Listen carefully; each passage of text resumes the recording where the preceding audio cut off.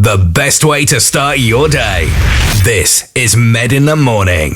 Good morning. How are you? It's Med in the Morning here on Alive 107.3. We are firmly on the road to Slammiversary. The excitement is building. TNA's premier summer spectacular lands at the Agganis Arena in Boston. Sunday, June 28th. You need to get yourself over to TNAWrestling.com right now to grab your tickets. Following an explosive TNA Thursday Night Impact this past week on AMC, we know that the card is taking shape. TNA World Champion Mike Santana defends against the wanted man Nick Nemeth. Lei Ying Lee puts a Knockouts Championship on the line against her former best friend, the UK's own Xia Brookside.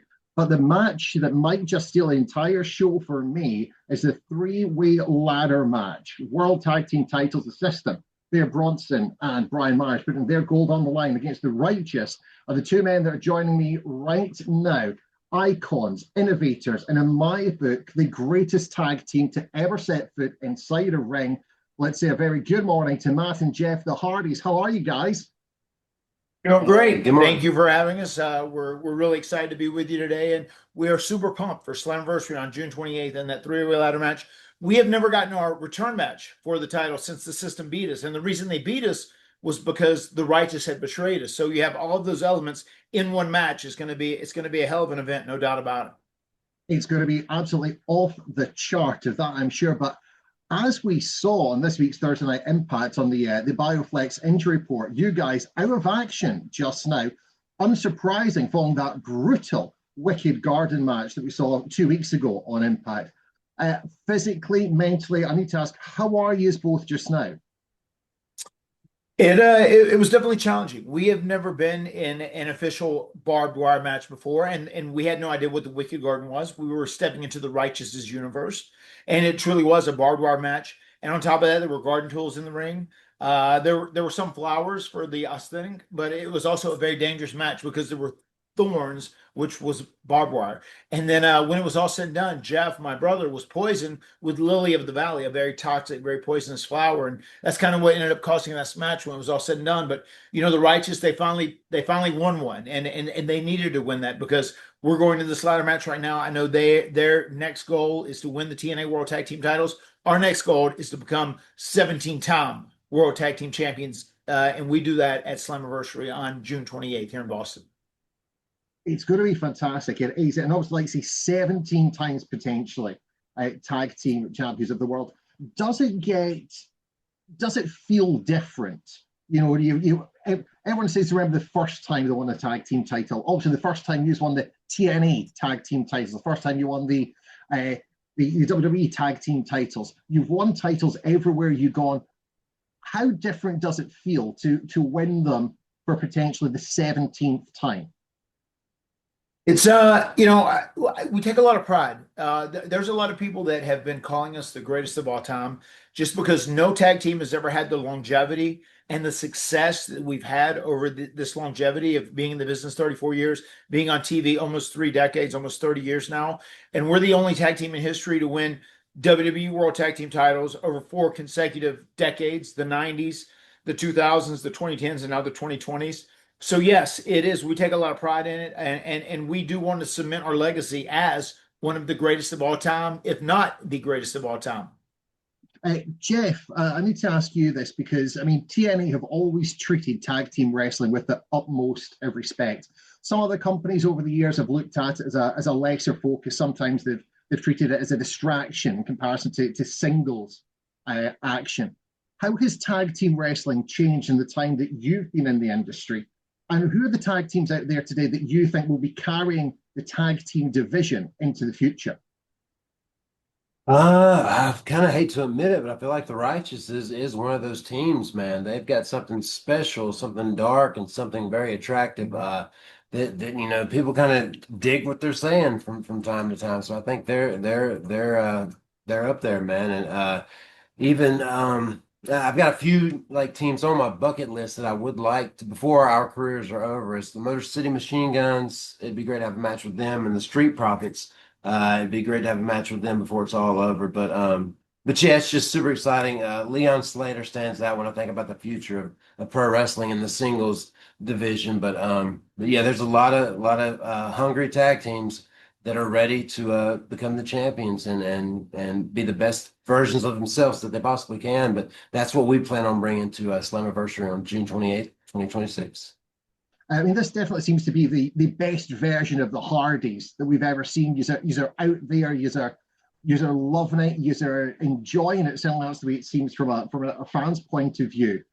But I need to ask the question of how much pressure is on you guys just now, not only to be the best version of yourself, but also to kind of carry the company, because earlier this year, obviously, TNA landed on AMC. You guys were very much front and center as part of that marketing campaign. You're doing all the meet and greets, all the media calls, every city that you are going to. You guys really do seem to be responsible for the resurgence of TNA and bringing it back into the front of everyone's mind. Do you feel that is extra pressure for you guys just now? Well, thank you for that observation, and that is true to an extent. I know Carlos the boss had told us one of the big reasons we did end up on AMC was because of us. And we're household names to a degree when it comes to pro wrestling because we've been on TV for almost 30 years straight. There is pressure, but we also meet that with a lot of pride. Like, we are very proud of TNA. We want TNA to succeed. TNA in return puts us in positions to succeed, and we can still seem relevant and creative and fresh, and we have a lot of input in what we're doing from a creative standpoint, which we are grateful for and we appreciate.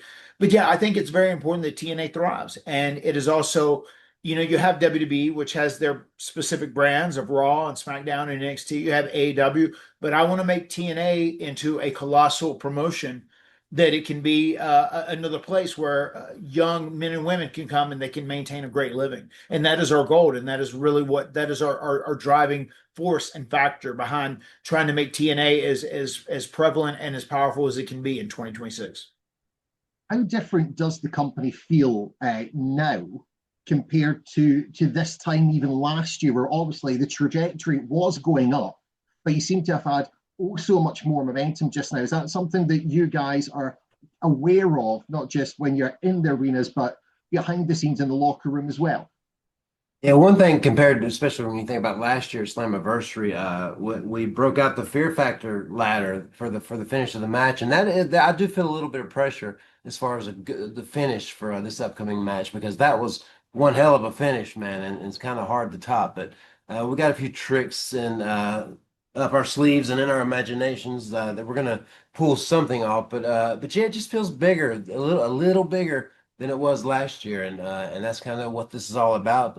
The evolution that we have helped bring TNA back up to feel like we're competing with the other worlds of pro wrestling, and it feels good, man, to feel a little bigger than we were last year. So now we just got to execute the plan. And something that is so great, and something that we do take a lot of pride in, as far as being two of the guys who helped steer TNA in this direction, obviously, is that, TNA is much like, myself and my brother. We've said that for many, many years. The Hardy Boys have had ups and downs, but, at the end of the day, we will not die. We will not quit. And that's how TNA is. TNA is very much a never say die company.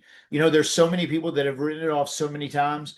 And, just a few years back during the pandemic, they were on Access TV and there wasn't a ton of people watching and whatnot. And now they were back on a huge platform, AMCW, between AMC and then AMC streaming and TNA Plus. I mean, you're having, within a week, 1 million people watch every episode, which is very, very nice. We're doing much bigger numbers, and we're back in the mix. We're back in the great game, and that's where we want TNA to be. And we're going to keep pushing it as hard as we possibly can to make it be as prevalent and as relevant as it possibly can be. You mentioned there, obviously, the length of time TNA has been around. This is going to be, I think, the 24th year in existence. Right. You guys have been part of that, the TNA story for so long. And people can go back and watch many of those magical moments on TNA Plus, as I do quite often.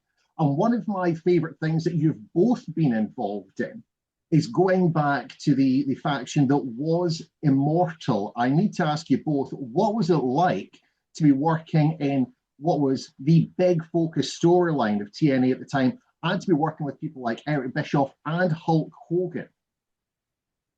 It was incredible. We do a lot of Comic-Con conventions, and I see a lot of those Immortal titles, man, still coming around. I'm always signing them, and it feels so cool to because it is such a unique world championship, and it's so cool to see those. And it actually reminds me of that time, the only time in pro wrestling when I've been a heel, and I was the Antichrist of pro wrestling. So what's exciting about now is kind of figuring out this version of myself, of us, this new version of us that's kind of in between all the other character-driven things that we have been over the years. So, for example, with me, it's the Antichrist of Pro Wrestling, Willow, Brother Nero, Jeff Hardy, and kind of modify those four personalities to be one new version of Jeff Hardy.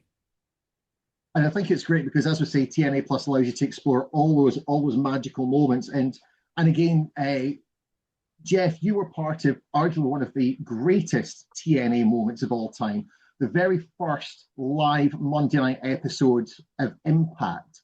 What was it like? Do you remember the feeling in the Impact Zone that night? Yeah, I just remember being crazy with Hogan being there and just going to war with Monday Night Raw. It was just so surreal, kind of. And I was like, we're really gonna do this and gonna attempt to compete with WWE. It was fun. I'm proud to say that I was a part of that, and it was great. I mean, we went for it, and we grew to such a big level. It felt in such a different direction to where we were going to be highly competitive with the WWE. But things happen, and but it's cool that I can look back during that period of time, especially working with Hogan. I never got to wrestle Hulk Hogan, but it was cool to do a few promos with him, and for him to give me that Immortal World title as kind of the leader of Immortal was just so bizarre and surreal. But I cherish that memory of myself working with Hogan. It was absolutely incredible times. And Matt, when it comes to yourself, I was always a Hardy Boys fan growing up. And again, Matt, the moment for me that you really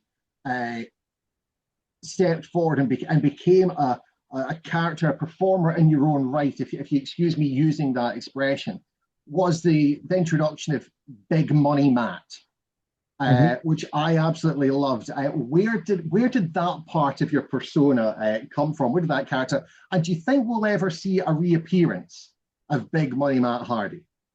I think so. That initially came from when I was working from Ring of Honor after I had left WWE. I was just real burnout, physically, emotionally, spiritually, in all capacities. And I just needed to take some time away and heal a little bit. Then once I started dipping my toe back in the water, I started Ring of Honor. And I was kind of thinking about it because I was getting booed because I wasn't working the same style as those guys were at the time. And I said, let me think about this. Let me try and be on the pulse of it. I said, I'm viewed as a big star because I've been in WWE for 14 years. I've done everything. I've held, singles titles, mini tag team titles, and my brother and I were the pioneers of the TLC match. And there's so many magical moments we created. I said I could go out and brag about all the money that I have made in pro wrestling, and I could also brag about how big of a star I am. And these Ring of Honor fans that are disrespecting me, I can say, you know what? You shouldn't even be breathing the same air as me, because I am a big star. You're lucky I'm here. People will buy a ticket because I am a household name, and that was kind of the whole origin behind Big Money Matt. And whenever I got to do it in TNA in 2016ish. And I did a thing with EC3, and we did a big a double turn.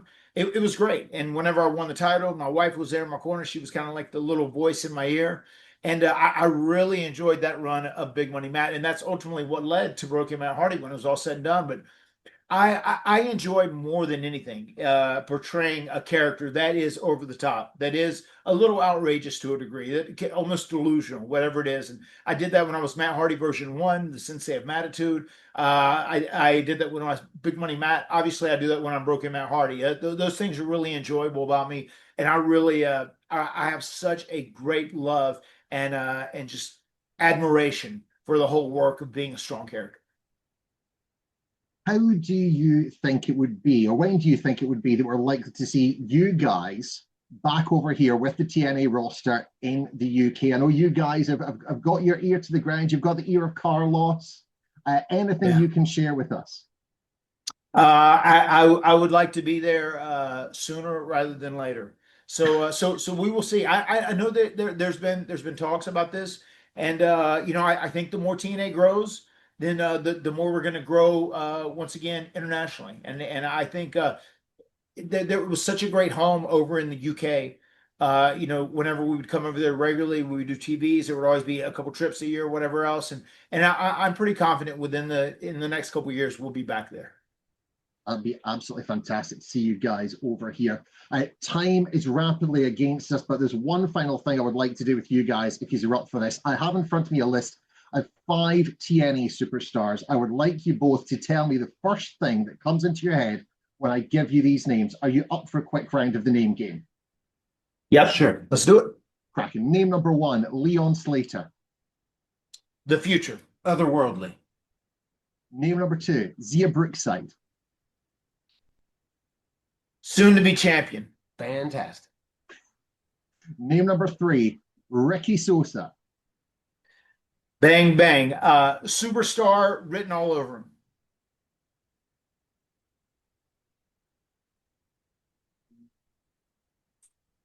Unique. Name number 4, Tasha Steelz. Huge potential. Future Knockouts champion.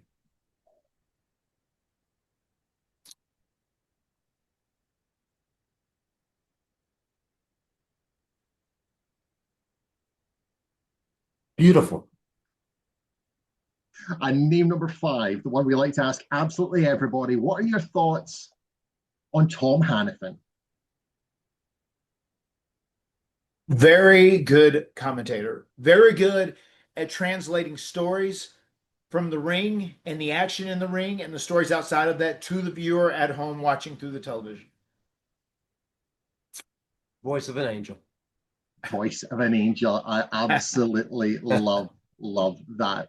Incredible stuff. Matt, Jeff, thank you so much for taking the time to join me here on a live 107.3's Med in the Morning. You can show your support for the Hardys by heading over to tnamerch.com and grabbing all the latest Hardys hoodies, tees, shirts, pendants, and of course you can also grab your meet and greets with the guys, as well as your tickets for Slammiversary at the Agganis Arena, June 28th, as the boys get set to get those tag titles back. Matt, Jeff, thank you so much for taking the time, my friends. We look forward to catching up again very soon. Thank you, my friend.